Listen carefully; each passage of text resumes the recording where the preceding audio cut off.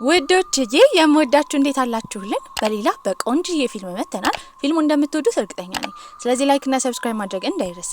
ይበልጥኛል ለማበረታታት ደግሞ እንደተለመደው ቪዲዮቻችንን በቪፒኤን ማየት ነው። ወደ ቪዲዮ ፊልማችን ሲጀምር ሂዮን የተባለች ሴት ሞታ ነበረ። በዜና እየተዘገበ ነው። አቃቢ ሕጎች እንዲሁም ፖሊሶች የመሞቿን መንስኤ አላወቁም ነበረ። የሚጠረጠረው ግን ቤሚንጊዮ የሚባለው ባሏ ነበረ። ከማፊያዎች ጋርም ትልቅ ግንኙነት አለው ተብሎ ይታሰብ ነበረ። ከዛ ጥርጣሬ በኋላ ራሱ 4 ወራቶች አልፈዋል። ስለ ሞቷ መንስኤ ምንም የተገለጸ ነገር አልነበረም። ይህንንም ምርመራ እንድትመረምር የተመደበችው አዲስ ገቢ የሆነችው ዮንጁ የተባለችው መርማሪ ነበረች። ቤሚንጊዩ በሚጠየቅበት ጊዜ ትክክለኛ መረጃ መገኘት ስላልቻለ እሱም በነፃ መልቀቅ ነበረባቸው። ያኔ ደግሞ ቢሮ ውስጥ የምትጣላው አቃቤ ሕግቻ አብሯት መስራት እንደሚፈልግ ነበር የነገራት። ታዲያ ከዚህ ቀደም የማይግባቡ ስለሆኑ አሁን ግን ለስራው ሲሉ መስማማት ነበረባቸው። በሌላ በኩል መርማሪ ኦሁ የሚባል ልጅ ነበረ። ታዲያ እሱም ቁማር የሚጫወቱበትን ስፍራ በቁጥጥር ለማዋል እየሞከሩ ነበረ። እንደ አጋጣሚ ሆኖ እዛ እናቱን ያገኛታል። በዚህም በጣም ተናዶ ነበረ። ወደ ቤትም ከገባ በኋላ ታናሽ ወንድሙ ጂኑ ላይ ንዴቱን ተወጥቶ ነበረ። ጂኑ በቅርቡ ስኬታማ የሆነ ሼፍ ለመሆን ምኞት ያለው የዋህ ልጅ ነበረ። ወንድሙንም እንዲረጋጋ ያደርገዋል። ለዚህ ካለው ጉጉት የተነሳ በቀጣይ ቀን ሶል ከተማ ውስጥ የሚዘጋጅ ትልቅ የሼፎች ውድድር ስላለ እዛ ለመታደም ሄዶ ነበረ። የሚጠብቀውም ሰው ስለነበረ ሆቴል ውስጥ ለረጅም ሰዓት ቁጭ ብሎ ነበረ። ነገር ግን ያ የጠበቀው ሰው በሰዓቱ አልደረሰም። በዚህም ተናዶ ይወጣል። ከትንሽ ቆይታዎች በኋላ ነበረ አንዲት ሴት አስክሬን ያየችው። በዚህም በጩኸት ታቀልጠዋለች። ደሙን ላይ እየተንጠባጠበ ነበረ። በሌላ በኩል አቃቢ ሕግቻ ከእናቱ ዶክተር ዩ ጋር ቁጭ ብሎ ምግብ እየተመገበ ነበረ። ይህንን የፖሊሶች ዘገባ በሰማበት ጊዜ ወዲያ ወደ ቦታው ነበር ሄደው። አስክሬኑ በሚመረመርበት ሰዓት ከዚህ ቀደም የሞቱ አስክሬኖች ነበሩ። ተመሳሳይ ግድያ ነበር የተጠቀመው። በዚህም በእርግጠኝነት ወንጀለኛው አንድ እንደሆነ ነበር የጠረጠሩት። አቃቢ ሕግቻም ይህንን ኬዝ በደንብ እንዲሰራበት አለቃው ብቃቱን ስለሚያውቅ ለሱ ነበረ የሰጠው። ፖሊሶችን ምርመራ እያደረጉ እያለ ኦምባዮል የተባለች አርቲስት ነበረች። እሷም ምግብ እንዴት እንደሚሰራ ቪዲዮ ላይ እያሳየች እያለ የምትሰራበትን የምትጠቀማቸውን ቢላዎች አሳይታለች። በዛ ሁኔታ ውስጥ አብሯ ሲሰራ የነበረው ከዚህ ቀደም በሚስቱ ግድያ የተጠረጠረው ሚንጊዮ ነበር። በዚህም ይህንን ያስተዋለው ቻ ኦምባዮል ስታስተዋውቅ የነበረውን ቢላ ተመሳሳይ እንዲገዙ ነበር የጠየቃቸው። ያንን ተመሳሳይ ቢላም ካገኙ በኋላ እስከዛሬ የሞቱ አስክሬኖች ላይ እግራቸው አካባቢ በዛ ቢላ ስለተቆረጡ ምናልባት ያ ቢላ ከተመሳሰለ ለፎረንዚክ ምርመራ ነበር የሰጡት። አቃቢ ሕግቻ እንደጠረጠረው የቁስሉ ስፋት በዛ ቢላ አማካኝነት የተፈጠረ እንደሆነ ማወቅ ችሎ ነበረ። ይህንንም ለመዘገብ ሄደው አቃቢ ሕግ ዮንጁ ጋር ነበረ። ታዲያ አንድ ላይም ስለ ምርመራው ምን ማድረግ እንዳለባቸው እየተወያዩ ነበረ። ከትንሽ ቆይታ በኋላ ለቻ ስልክ ይደወልለታል። ኦምባዮል ከዚህ ቀደም ስታስተዋውቀው የነበረው ቢላ 4 እንደነበረ ከ4ቱ አንዱ እንደጠፋባት ነበር የተናገረችው። ከትንሽ ቆይታዎች በኋላ ደግሞ ትዕይንታችን የሚወስደን ወደ ውጂን ከተማ ነበረ። እዛም አንዲት ሴት በተመሳሳይ ግድያ ሞታ ተገኝታ ነበረ። መርማሪ ኦም ይህን በሰማበት ጊዜ እየሮጠ ወደ ቦታው ነበር የሄደው። ታዲያ በሚያይበት ጊዜ አስክሬኑ ከዚህ ቀደም ሴቶች ተገለዋል ተብሎ የሚወራበት ሰዎች አገዳደል አይነት ተመሳሳይ ነበር። ለዮንጁም የተፈጠረውን ነገር ደውሎ ነግራት ነበረ። ታዲያ ኦም ባልደረቦቹን ከመረመረ በኋላ በአካባቢያቸው ስላሉ ስፍራዎች እያጣሩ ነበረ። በዚህም የተረዱት ልጅቷ ሞታ የተገኘችበት ስፍራ አካባቢ ቤት እንዳለ፣ ያ ቤት ደግሞ ከዚህ ቀደም በሚስቱ ግድያ ሲጠረጠር የነበረው የሚንጊዩ አባት ቤት እንደሆነ ነበር የደረሱበት። በመቀጠልም መርማሪ ኦ የሄደው ቤሚንጊዩ የሚሰራበት የጥርስ ሕክምና ክሊኒክ ነበረ። እዛም አንድን ሰው ያገኘዋል። ታዲያ ሰውየው እሱ ፖሊስ እንደሆነ ባየበት ጊዜ በጣም ተደናግጦ ነበረ። ይህንን ነገር መርማሪ ኦ ትኩረት ሰጥቶታል። በመቀጠልም ወደ ውስጥ በመግባት ሚንጊዩን ያናግረው ጀመረ። እሱም በግድያው ስፍራ እንዳልነበረ፣ ይህን ማሳያ ደግሞ አዲስ ፍቅረኛ ስለያዘ እሷ እንደምትመሰክርለት ነበር የተናገረው። ይህን አጋጣሚ ለመጠቀም መርማሪ ኦሁ ሀሳብ ያመጣው ከዚህ ቀደም ሚንጊዩ የድሮ ፍቅረኛውን ለማግኘት እንደሄደ ነበረ ለአዲሱ ፍቅረኛው የተነገራት። እሷም ትጮህበት ጀመረ። በዚህ ሰዓት ሚንጊዩ በንዴት ልጅቷን በጥፊ ነበር የመታት። ታዲያ ትክክለኛ ማንነቱን ማየት ችሎ ነበረ። መርማሪ ኦሁም በቪዲዮ ቀርጿቸው ነበር። የማሰሪያ ትዕዛዝ ባይኖረውም እዛው እሱን በቁጥጥር ስር አውሎት ነበረ። ነገር ግን ወደ ምርመራ ክፍል በሚሄድበት ጊዜ አሁንም ወንጀሉን ማመን አልፈለገም። በስፍራው ደግሞ መርማሪ ሂዩክ የሚባል ሰውዬ ስለነበረ ትላንትና የተገደለችው ሴት ስለሷ ከተማሪዎች ማንነቷን ለማጣራት እየሞከረ ነው። እንደ አጋጣሚ ሆኖ የተገናኘው ከጂንዉ ጋር ነበረ። ጂንዉን ሲያየው ፊቱ ላይ ድንጋጤ ስላየ የሆነ ነገር እንደተፈጠረ አስቦ ነበረ። እሱንም ይከተለዋል። ጂንዉ ወደ አንድ ስፍራ በመሄድ ያልታወቀ ሳጥን ነበረ በእሳት ሲያቃጥል የነበረው። መርማሪ ሂዩክም በደንብ ከመረመረ በኋላ ጂኑ በቅርቡ ከሞተችው ሂጆ ከተባለችው ተማሪ ጋር ግንኙነት ነበረው። ከመሞቷን በፊት ብዙ ጊዜ ደውሎላት ነበረ። እሱ ደግሞ ሼፍ ስለሆነ እሱን ለማየት በሄደበት ጊዜ ጂኑ የሚጠቀመው ቢላ ከዚህ ቀደም ሟቾቹን ለመግደል ገዳዩ የተጠቀመበት ቢላ ነበረ። በዚህም እሱን ይዞ የወሰደው ወደ ፖሊስ ጣቢያ ነበረ። ፖሊሶቹም እሱ ላይ ምርመራ ያደርጉ ጀመረ። ታዲያ ግን ወንድሙ ወንጀለኛ እንደተባለ ያየው መርማሪ ኦሁ በዚህ ነገር አልተስማማም ነበረ። ጭራሽ ቻን ይቆጣው ጀመረ። እንደምንም ብሎ ወንድሙ ነፃ እንደሆነ ለማጣራት እንደሚሞክር ነበር የተናገረው። መጀመሪያ ያደረገው ነገር ያ ቢላ እንዲመረመር ማድረግ ነበረ። ምክንያቱም ጂኑ ሁሌ ምግብ ከመስራቱ በፊት ቢላዎቹን የሚስልበት ልዩ የአሳሳል ሂደት ነበረው። ታዲያ እሱንም ተጠቅሞ ሄዶ በሚያስመረምርበት ጊዜ ከሟቾች የቁስል ስፋት ጋር የቢላው ስለት እንደማይመሳሰል ነበር የተነገረው። በበኩሉም ጂኑ ሲናገር የነበረው ወደ ሶል ከተማ የሄደበት ትልቁ ምክንያት እንዲሁም እዛ ሬስቶራንት የተገኘው ውድድር አለ ተብሎ እንደተደወለለትና እዛ እንደሄደ፣ ታዲያ ግን እሱ የቀጠረውን ሰውዬ ባለማግኘቱ ከዛ ሬስቶራንት እንደወጣ ከትንሽ ቆይታ በኋላ አንዲት ሼፍ አስከሬን አይታ ደውላ እንደተናገረች ይናገራል። ታዲያ ቢላውን ራሱ የገዛው ሌመን ትሪ ከሚባል ሰውዬ እንደሆነ፣ ታዲያ ያ ሌመን ትሪን የሚባለውን ሰውዬ ሲጠብቀው ደግሞ ሊያገኘው እንዳልቻለ፣ በተመሳሳይ ሁኔታ ደግሞ እናትየው ሁላ ለመመስከር መታ ነበረ። እሷም ስትናገር የነበረው ግድያው በተፈጠረበት ሰዓት እሷ ጋር እንደነበረ፣ እንደራባት ስትነግረው ግን ተመልሶ እሷ ጋር እንደነበረ ትናገራለች። በሁሉም ነገር እሱ ነፃ መውጣት ችሎ ነበረ። አሁንም ጥርጣሬያቸው ያመራቸው ግን ሚንጊዩ ጋር ነበረ። ታዲያ ሚንጊዩ አሁን አዲስ ፍቅረኛ ይዞ ነበረ። እሱም ኡምባዮል ስለምትባል ኡምባዮል ጋር በመሄድ ወንጀሉ በተፈጸመበት ጊዜ እሱ አብሯት እንደሆነ ትጠየቃለች። እሱም ያኔ አብሯት እንዳልነበረ ትናገራለች። ይሄንን መረጃ ስላገኙ አቃቤ ሕግ ቻ ወዲያው ያዘዘው በሚንጊዩ እንዲታሰር ነበረ። እሱን ለማሰር ወደ ሆስፒታሉ በሚሄድበት ጊዜ ግን ወደ አሜሪካ በሚንጊዩ እንደሄደ ነበር የተነገረው። እሱ ብቻ አልነበረም። ከትንሽ ቆይታ በኋላ እነሱ ስለ ምርመራቸው ከሰዎች ድብቅ ያደረጉት ነገር እንዳለ ይፋ ወጥቶ ነበረ። በአቅራቢያቸው ደግሞ አንድ ጋዜጠኛ ነው ያለው። እሱም ፓርክ ነበረ። እሱ እንደለቀቀው በማሰብም መርማሪ ኦ ከእሱ ጋር ይደባደብ ጀመረ።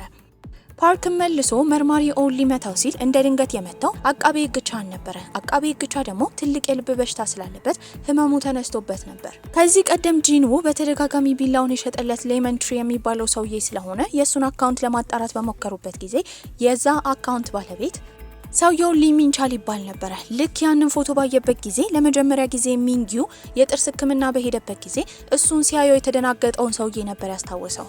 ቀጥታ እሱ ቤት ይሄዳል። ታዲያ ቤት ውስጥ ምርመራ እያደረገ ያለ ሟቾቹ የሞቱበትን ቢላ እንዲሁም ደግሞ የሟቾችን የተለያዩ ፎቶዎች ማግኘት ችሎ ነበረ። ከትንሽ ቆይታ በኋላ ደግሞ አንድ ያልታወቀ ሰውዬ ሊሚንቻል ያለበትን ስፍራ የነገረው ለመርማሪ ኦ ነበረ። እሱም ወደ ተባለው ቦታ በሄደበት ጊዜ ግን ሊሚንቻ የተባለው ሰውዬ ራሱን አጥፍቶ ገንዳ ውስጥ ሞቶ ነበር ያገኘው። ታዲያ ኬዙን እንደፈቱት ነበር የተረዱት። የሁሉም ሰዎች ገዳይ ሊሚንቻ እንደሆነና ታዲያ እሱ ሊያዝ እንደሆነ ፖሊሶች እንደደረሱበት ባሰበበት ጊዜ ራሱን እንዳጠፋ ነበር የተናገሩት። ከዚህ መግለጫ በኋላ ስኬት ላይ ስለሆኑ አንድ ላይ አክብረው ነበረ። መርማሪ ኦሁ ራሱ ትልቅ ሽልማት አግኝቶ ነበር። ዮንግጁ ሰክራ ነበረ። ታዲያ ከኦሁ ጋር የድሮ ከተማ ውስጥ አብረው አድገው ስለነበረ አሁን እሱ በጣም ይወዳት ነበረ። በስካር መንፈሱ ስለነበረችም እንደሚወዳት ነግሯት ነበረ።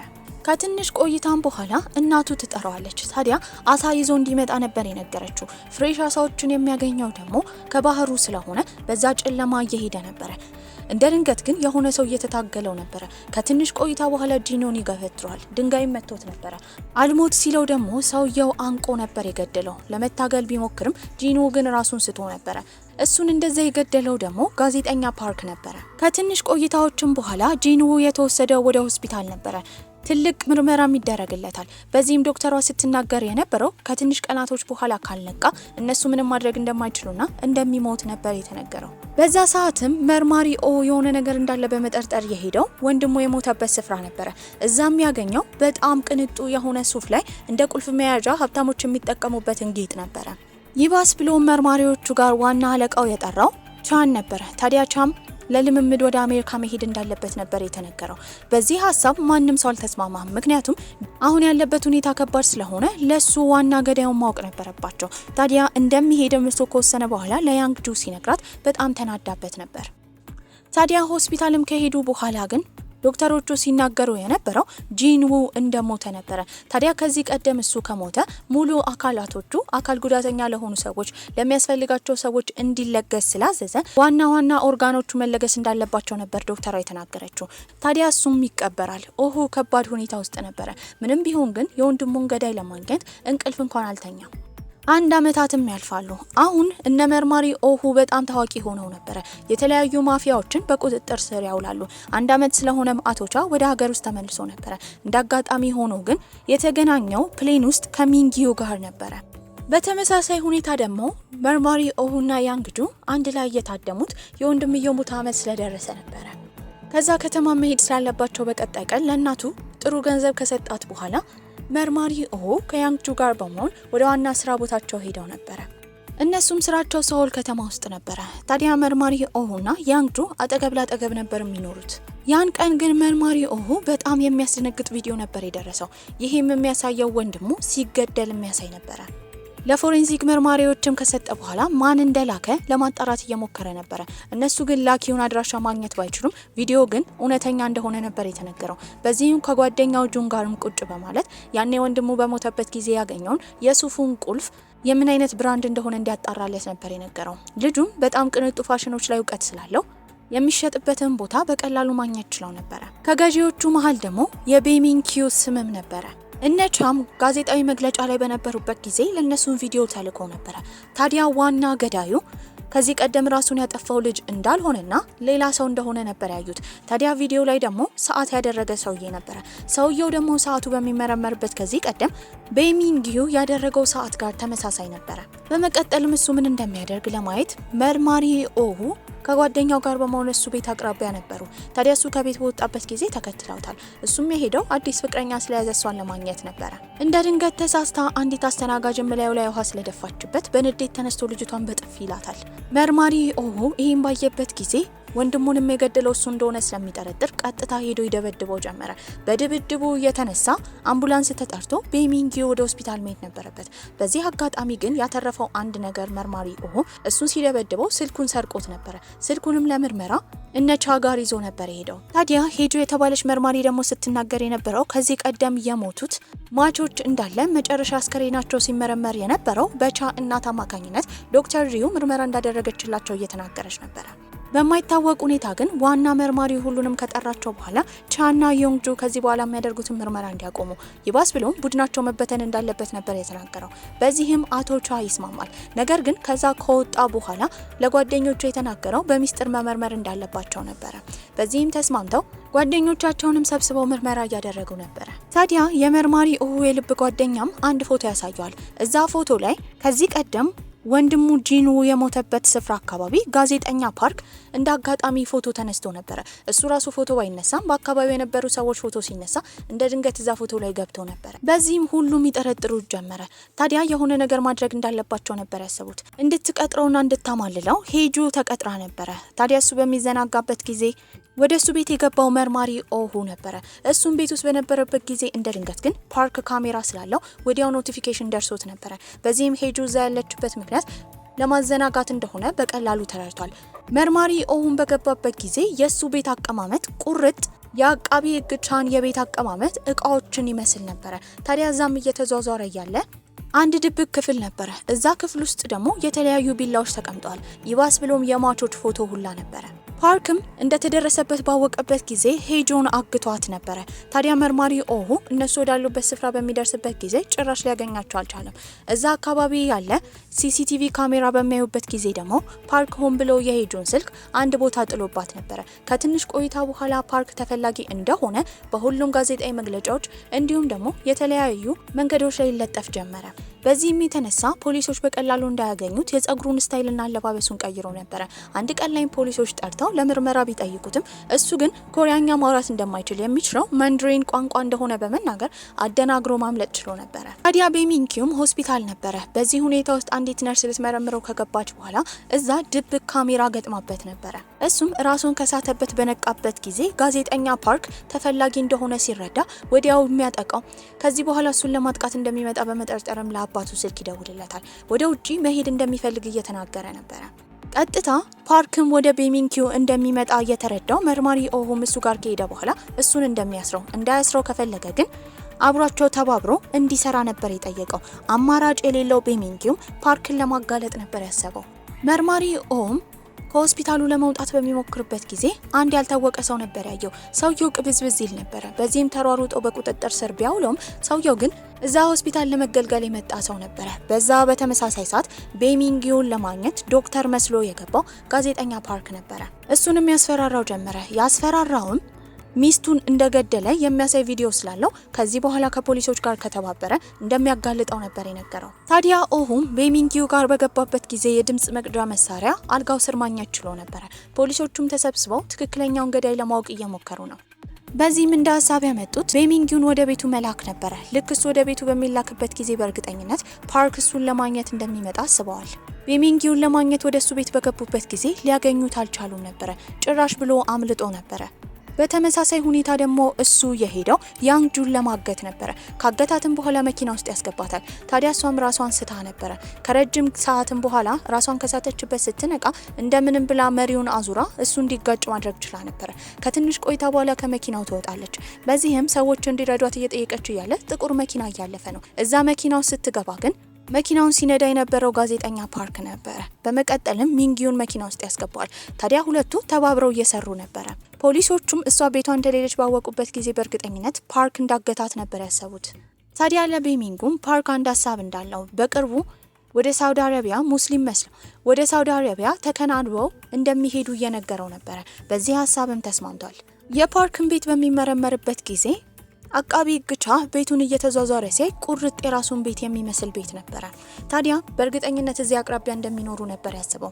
ቤሚንጊው ደግሞ እየተዟዟረ በሚያይበት ጊዜ እዛ ታግታ ሌላ ሴት ያገኛል። እሷ ደግሞ መርማሪ ሃንጁ ነበረች። እንደ አጋጣሚ ሆኖ ሌላ ክፍል በገባበት ጊዜ እዛው ይቆልፍበታል። ታዲያ እሱንም ትቶ ለመሄድ ነበረ ጋዜጠኛ ፓርክ ያሰበው። ፖሊሶችን በቀጣይ ቀን ይመጣሉ። ቦታውንም በቁጥጥር ስር ማዋል ችለው ነበረ።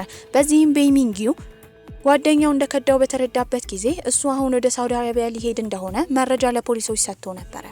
ጋዜጠኛ ፓርክ በቀላሉ ከሀገር መውጣት አልቻለም ነበረ። በሌላ በኩል የምናየው ማሪ የምትባል ሴትን ነበረ። ታዲያ ማሪ የተከራየችው ሆቴል የአቃቤ ግቻ እናት ዶክተር ሪዮ ወዳለችበት ስፍራ ነበረ። ይቺ ማሪ የተባለች ሴት ከዚህ ቀደም ፓርክን አግኝታው ነበረ። ታዲያ ከትንሽ ቆይታ በኋላ መኪና ውስጥ ፓርክ ራሱን እንዳጠፋና መኪናው ከነደደ በኋላ አስክሬኑ እንደተገኘ ይነገር ጀመረ። ለምርመራም በሄደበት ጊዜ በእርግጠኝነት ያ አስክሬን የእሱ እንደሆነ ነበር የተነገረው። ማሪን በመቀጠል የሄደችው ዶክተር ሪዩ ጋር ነበረ። እሷንም ስትጠይቃት የነበረው ስለ ልጇ ነበረ። ታዲያ ስለ ልጇ ምንም እንደማታውቅ ዶክተሯ ትናገራለች። ከዛ ከወጣች በኋላ ግን ልጇ እንደሞተ ስለ ማሪ በውስጧ እያወራች ነበረ። በዚህም ፓርክ ትክክለኛ ገዳይ እንደሆነ በመጠርጠር እሱ ሞቷል ብለው በማሰብ እነ መርማሪ ኦሆም ስራቸውን ስለጨረሱ የሄዱት ወደ አደጉበት ወጆን ከተማ ነበረ። እዛም በገቡበት ጊዜ ልደት እየተከበረ ነው። የማን ልደት እንደሆነ ይጠይቃል።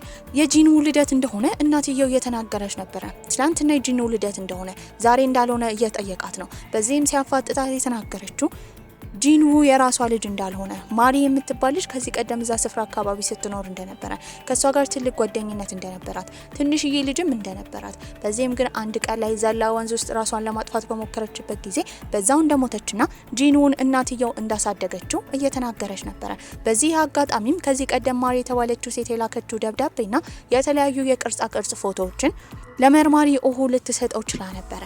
መርማሪ ቻ ደግሞ ከዚህ ቀደም ዮንግጁ በጣም እንደምትወደው ያውቅ ነበረ። እሱ ግን እምቢ ብሏት ነበር። አሁን ግን እሷን ለማግባት ነበረ ቆርጦ የተነሳው። ታዲያ እሱም ያንጁን ካገኛት በኋላ በቀጣይ ጊዜ ነገራት ሊያገባት እንደሚፈልግ ነበረ። በዚህም ግን እሷ የምታገባው የጂኑ ገዳይ ከታወቀ ብቻ እንደሆነ ትነግረዋለች። በዚህም እሱ ሲናገር የነበረው ከዚህ ቀደም የነበረው ልቡ በጣም ደካማ እንደሆነ፣ ወደ አሜሪካ በሄደበት ጊዜ ግን ንቅለ ተከላ እንዳደረገና አሁን ልቡ ጥሩ ጤንነት ላይ እንዳለ እየተናገረ ነው። የወንድሙንም እቃ እየመረመረ ያለ አንድ ጽሁፍ ነበር ያገኘው። እዛ ጽሁፍ ላይ ደግሞ የመርማሪ ኦሁ እናት አዲስ ፍቅረኛ ይዛ ነበረ። ታዲያ ያ ሰውዬ ግን ጃንግ በተባለ ዶክተር አማካኝነት ጂኑን እንዲከታተል ታዞ እንደሆነ ይናገራል። ጭራሽ ነገሩ ውስብስብ ነበር የሆነበት። ስለ ጆን ግን በሚያጣሩበት ጊዜ ከዚህ ቀደም ስፔሻል ፎርስ ወይም ልዩ ተልዕኮ ያላቸው ወታደሮች ክፍል እንደነበረ እሱን ለማጣራትም የሱ ከዚህ ቀደም ሲሰራ የነበረበት ስፍራ በሄዱበት ጊዜ ሰውየው በጣም ቀልጣፋ እንደሆነ የሚሰራውም ዶክተር ሪዮ የተባለች ሴት ጋር እንደሆነ ነበረ ሰውየው የተናገረው። በመቀጠልም እዛ ያለው ጓደኛው ሲናገር የነበረው ጆንግ ሌላ ስም እንዳለው ስሙም አንድሪዮ እንደሆነ ነበረ። በዚህም ወዲያው መርማሪ ኦሁ ያስታወሰው ከዚህ ቀደም ያንን ሱፍ የገዙ ሰዎችን ዝርዝር ባነበበበት ጊዜ ከቤሚንጊው ባሻገር አንድሪዮ የሚባል ስም ነበረ። ታዲያ ነገሮችን ለመገጣጠም ሲሞክር የነበረው ኦሁ አሁን ሁሉን ነገር የተረዳ መስሎት ነበረ። በመቀጠልም መረጃውን በመያዝ የሄደው ቻ ጋር ነበረ። ፎቶ ነበር የሰጠው። ያ ፎቶ ከዚህ ቀደም እሱ ቤት ብቻ ያለ የቅርጻ ቅርጽ ፎቶ ነበረ። በመቀጠልም የሱ የልብ ንቅለ ተከላ የተፈጠረበትን ዋና ምክንያት እንደሚያውቅ ለሱም ንቅለ ተከላ የተደረገለት ልብ የጂንዉ እንደሆነ ታዲያ ያ የልብ ንቅለ ተከላ ደግሞ በእርግጠኝነት የሚያስፈልገው ተመሳሳይ የደም አይነት የሚያስፈልገውና የልብ ቅርጹ ራሱ የልቡ ስፋት ራሱ ተመሳሳይ መሆን እንደነበረበት በዚህም እንዴት ከጂንዎ ጋር እንደተመሳሰለ እየጠየቀው ነበረ። በዚህ መርማሪ ቻ ቀጥታ ሄዶ አባቱን ነበር ሲጠይቀው የነበረው። ያ ቅርጻ ቅርጽ የነበረበት ቦታ ቆመው እያወሩ ነበረ። በዚህም አባትየው የድሮውን ማስታወስ ጀመረ።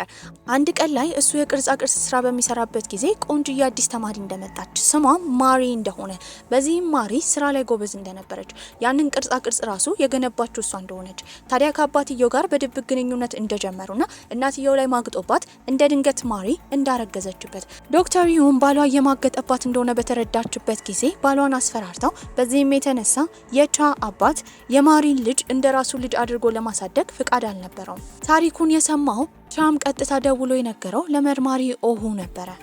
በመቀጠልም እናቱ የምትሰራበት ጂንጂንግ ሆስፒታል ከሄደ በኋላ እስከዛሬ የተደረጉ የልብ ልገሳዎችን እያየ ነበረ። ታዲያ ብዙ ነበሩ። በዚህም ለምን ይሄን ሁሉ እንዳደረገች ሲጠይቃትም ልጇን በህይወት ለማኖር ምንም አይነት ነገር እንዳደረገች፣ ታዲያ ውለቷን እንደዚህ መክፈል እንደማይችል ነበረ ለቻ የነገረችው። ታዲያ እናቱ እንዲህ ስለለፋች ጂንውን አስገድላው ልቡን አሳልፋ ለሱ እንደሰጠች ለማመን አልፈለገም ነበረ። በቀጣይ ጊዜም ያንግጁ ቻ ጋር ከሄደች በኋላ ሁሉን ነገር ማወቅ ፈልጋ ነበረ። ስለ እናቱ ሁላ መመርመር ፈልጋለች። እሱ ግን እናቱን አሳልፎ መስጠት ስለማይፈልግ ከዚህ ኬዝ እንድትወጣ ነበረ ለያንጁ የነገራት። ይህንን ነገር ግን ያንጁ አልሰማችም ነበረ። ፖሊስ ጣቢያም ከሄደች በኋላ የጂንውን ትክክለኛ ገዳይ ለማወቅ ቡድኖቿን እያሰባሰበች ነው። እነሱ የሚሰሩትን ስራ በደንብ የሚረዳው ቻ ደግሞ ቀድሞ ሄዶ የተናገረው ለእናቱ ነበረ። ታዲያ ግን ጂንውን የገደለው ጋዜጠኛ ፓርክ አልነበረም። ጃንግ የሚባለው በወይዘሮ ሩዊን ስር የሚሰራ ሰውዬ ነበረ። እንደ አጋጣሚ ጂንው በሚገደልበት ጊዜ በቦታ የነበረው ፓርክ ቪዲዮ ቀርጾ ያንን ቪዲዮ ደግሞ ለመርማሪ ኦሁ የላከው እሱ ነበረ። ታዲያ ቻም ሲናገር የነበረው እነሱ እንዳይታሰሩ ለማድረግ አንድ ምርጫ እንዳለ፣ እሱም ማሪን ከነሱ ጎር ማድረግ እንዳለበት ነበር እናቱን የመከራት። እናትየውን በተባለችው መሰረት ማሪን ለማግኘት ሄዳለች። እሷ ግን ልታወራት እንኳን አልፈለገችም ነበረ። ባይሆን እሷ የሄደችው መርማሪ ኦሁን ለማግኘት ነበረ። ከአንድ አመት በፊት ጋዜጠኛ ፓርክን እንዳገኘችው፣ ታዲያ እሱም ቪዲዮ እንዳሳያት፣ ቪዲዮ ላይም ልጇ ሲገደል የሚያሳየው ቪዲዮ ነበረ። በእርግጠኝነት ዶክተር ሪዮ እንዳለችበት ስታቅም አሁን ልትበቀላት እንደምትፈልግ ትናገራለች። ታዲያ ግን ያኔ ከአንድ አመት በፊት ጋዜጠኛ ፓርክ የነገራትን ሚስጥር ነበር የነገረችው። ጋዜጠኛ ፓርክ ከዚህ ቀደም ወይዘሮ ሪዮ የሱን ልብ ወስዳ ለልጇ ለመስጠት አስባ ነበረ። እንደ አጋጣሚ ሆኖ እሱ የጉበት በሽታ ስላለበት ብቻ ነበር የተወችው። ይሄም የሚያሳየን ጋዜጠኛ ፓርክ ራሱ በአባት የሚገናኝ የቻ እንዲሁም የጂንው ወንድም ነበረ። አባትየው ከሶስት ከተለያዩ ሴቶች 3 ወንዶችን ወልዶ ነበረ። ታዲያ ይህንን የምታውቀው ዶክተር ሪዮ እነዛን ወንድሞቹን እያሳደደች የነሱን ልብ ለልጇ ለመስጠት ነበር እስከዛሬ ስትሰራ የነበረው። ወይዘሮ ቻም ቤቷ ውስጥ የሆነ ሰው መረጃ እየወሰደ ለሌላ ሰው አሳልፎ እንደሚሰጥ ነበር የተረዳችው። የጠረጠረችውም የቤት አገልጋያን ነበረ። በእውነትም የቤት አገልጋያ ከዚህ ቀደም በተመሳሳይ ጊዜ የቤት አገልጋያዋ ለጋዜጠኛ ፓርክ የተለያዩ መረጃዎችን የምትሰጠው። ታዲያ ቪዲዮላ እንዲቀረጽ ቤት ውስጥ ካሜራ የገጠመችው እሷ ነበረች። ምክንያቱም ከጋዜጠኛ ፓርክ ትልቅ ፍቅር ስለያዛት ነበረ። ታዲያ መርማሪ ኦሁም ያገኘውን መረጃ እንዳለ የተናገረው ለነ ያንግጁ ነበረ። ታዲያ 3ቱም ወንዶች ተመሳሳይ አባት እንዳላቸው ይናገራል። በዚህም በእርግጠኝነት ይሄን ኬዝ መፍታት የሚችሉት ፓርክን ካገኙ ብቻ እንደሆነ ይረዳሉ። ምክንያቱም እሱ እንዳልሞተ እርግጠኛ ነበሩ። ቀጥታ የሱ አስክሬን ምርመራ የተደረገበት ቦታ ዶክተሩን ለማናገር መርማሪ ኦሁ ከሄደ በኋላ ዶክተሩ የነገረው የተቃጠለውን ሰውነት ለመመርመር የተሰጣቸው ፎቶ በ2019 የነበረ እንደሆነ። ታዲያ በእርግጠኝነት ፓርክ በህይወት እንዳለ ነበረ ሰውየው የተናገረው። ታዲያ እነሱም አሁን በቂ መረጃ ስላላቸው ጃንግ የተባለውን የዶክተር ሪዮን ተላላኪ ከጠሩት በኋላ እሱ ጂንውን እንደገደለ ታዲያ ለምንስ እንደገደለ እየጠየቁት ነበረ። ነገር ግን የሚያወራው ነገር እንዳለ ዶክተር ሪዩ እንዳትነካ ለማድረግ ነበረ። ይህንን ያየችው ያንግጁን በእርግጠኝነት ዶክተር ሪዩ እጇ እንዳለበት ነበር ያሰበችው። ይህንንም ለማሳየት ዶክተር ሪዩ ከጃንግ ጋር ከዚህ ቀደም ስለ ጂኑ ግድያ ሲያወሩ የሚያሳይ ቪዲዮ ማግኘት ችለው ነበር። ይህንን ያገኙትም ጥብቅ ምርመራ ካደረጉ በኋላ ፓርክ የተደበቀበትን ስፍራ አግኝተው ቪዲዮውን ከሱ መቀበል ችለው ነበር። በመቀጠልም ዶክተር ሪዩ ነበር የተጠራችው። እሷም ለምርመራ እየተጠየቀች ነበር። አንዴም እንኳን ግን ለማመን ፈቃደኛ አልነበረችም። ከዚህ በሰላም እንደምትወጣ እርግጠኛ ነበረች። ታዲያ ትክክለኛ ምስክርም አድርጋ ያንግጁ ወደ ውስጥ እንዲገባ የተናገረችው ፓርክን ነበር። በህይወት እንዳለ ባዩበት ጊዜ ሁለቱም ደንግጠው ነበር። በዚህም ጋዜጠኛ ፓርክን ለብቻ ማዋራት እንደሚፈልግ የተናገረው አቃቢ ህግ ቻ ነበር። ሁለት ወንድማማቾች ቁጭ ብለው ያወሩ ጀመረ። ሶስቱን ሴቶች የገደለው እሱ እንደሆነ ያንን ያደረገበት ደግሞ ትልቅ ምክንያት እንዳለው፣ ታዲያ ራሱ ደግሞ ሆን ብሎ ጂንዉ በዚህ ወንጀል እንዲጠረጠር ያደረገው ቢላውን እሱ ቤት ሄዶ የደበቀው እሱ እንደሆነ እየተናገረ ነበር። ይሄን ሁሉ ያደረገው ደግሞ የሱ ልብ እንዳይወሰድ ለማድረግ እንደሆነ፣ ታዲያ ጂንውም በአባት ስለሚገናኛቸው የሱ ልብ ተወስዶ ያ ልብ ደግሞ እናትየው ስለምትፈልገው ለልጇ ለመስጠት ስለምትፈልግ ያንን ለማድረግና እሱን ለማስጠርጠር እንደሆነ እየተናገረ ነበር። በዚህም አቃቤ ህግ ቻ ለምን ቀድሞ እንዳልነገረው ወንድሙን እየጠየቀው ነበር። በዚህም እሱ መልሶ ሲናገር የነበረው ዶክተር ሩዊን ዝም ብሎ ሴት እንዳልሆነች 1000 ቢሆኑ እንኳን ለ1001ኛ ጊዜ እሷ ማሸነፍ እንደማይችሉ እየተናገረ ነበር። ያለው ቃል ጠብ አላለም። ወዲያው እሷ እንድትወጣ ከበላይ ነበር ትዕዛዝ የተሰጣቸው። ይህንን ያየችው ያንግጁ ግን ተስፋ ለመቁረጥ አላሰበችም ነበር። ታዲያ በመቀጠልም ለመጠየቅ ወደ ውስጥ የገባው መርማሪ ኦሁ ነበር። ለምን ዶክተር ሪዩን መጉዳት እንደሚፈልግ ጋዜጠኛ ፓርክን ይጠይቀዋል። እሱም ሲናገር የነበረው ስለ እናቱ አሟሟት እንዳጣራ፣ በዚህም የተነሳ በመርዝ ተመርዛ ስለሞተች ዶክተር ሪዩ እንደገደለቻት እንዳወቀ፣ ያንን ነገር ግን ችላ ብሎ ትቶት እንደነበረ፣ አንድ ቀን ላይ ግን የእሱን ልብ ለማግኘት ምንም አይነት ነገር እንደምታደርግና እሱን ሁላ ልታስገድለው እንደነበረ፣ ያንን መረጃ ባገኘበት ጊዜ እሷን ለመበቀል እንዳሰበ ይናገራል። እሱ ብቻ አልነበረም። ጂንዉ ራሱ እንዲታሰር ያደረገበት ትልቅ ምክንያት ጂንዉ በወንጀሉ ከተጠረጠረ በኋላ ፖሊስ ጣቢያ ገብቶ ለፍርድ ከተወሰደ በኋላ የሚገባው እስር ቤት እንደሆነ፣ እስር ቤት ከገባ በኋላ ዶክተር ሪዩ ልጇን የምታድንበት ልብ እንደማታገኝ፣ በዚህም እሱን ለመጠበቅ እንዳሰበ፣ በዛ መሃል ግን መርማሪ ኦሁ ጣልቃ እንደገባ፣ በዚህም ወንድሙን ነፃ እንዳወጣውና ወንድምየው ለዚህ ሰለባ እንደሆነ ነበር የተናገረው። ታዲያ ብዙ ምርመራ እያደረጉ ነበረ። በመጨረሻ የሚያገኙት ዶክተር ሪዩ ሌላ ወንጀል እንደሰራች የሚያሳይ ማስረጃ ነበረ። ከብዙ ባለስልጣን ጋር አንድ ላይ በመሆንም በህገወጥ መንገድ የሰዎችን አካላቶች ያዘዋውሩ ነበረ።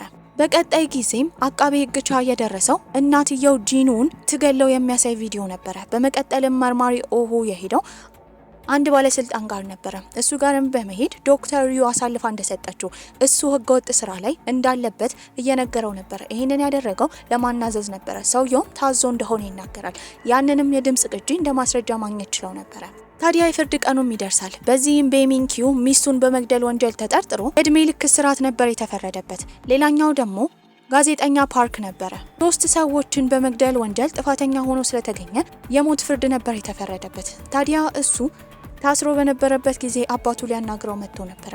ታዲያ ለምን እንዲህ እንዳደረገ ልጁን እየጠየቀው ነው። ጋዜጠኛ ፓርክ ሲናገር የነበረው ከዶክተር ሪዩ ጋር አንድ ላይ ተመሳጥሮ አባትየው እንደሚሰራ እንዳሰበ፣ ነገር ግን ስህተት እንደሆነ፣ አንድ ቀን ላይ ግን በውስጡ ለአንዴ እንኳን አባዬ ብሎ ቢጠራው ምኞቱ እንደሆነ እየተናገረ ነበር። ታዲያ ያንግጁ ግን በዚህ አላበቃችም ነበረ። ዶክተር ሪዩን ለፍርድ ነበር ያቀረበቻት።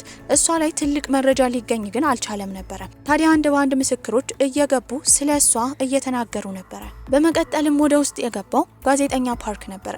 ታዲያ እንደ ሌሎች ሰዎች እንዳልሆነ የሱና የወንድሙ ጂንዉ የመሞቻ ቀን የተወሰነው በፈጣሪ እንዳልሆነ በዶክተር ሪዩ አማካኝነት እንደሆነ እሷ ገላ ልባቸውን ልትወስድ እንደምትፈልግ ነበር የተናገረው። በዚህም ብዙ መረጃ እሷ ላይ ቢቀርብላት እራሱ አንዴም እንኳን ወንጀለኛ እንደሆነች ለመናገር አልፈለገችም ነበረ።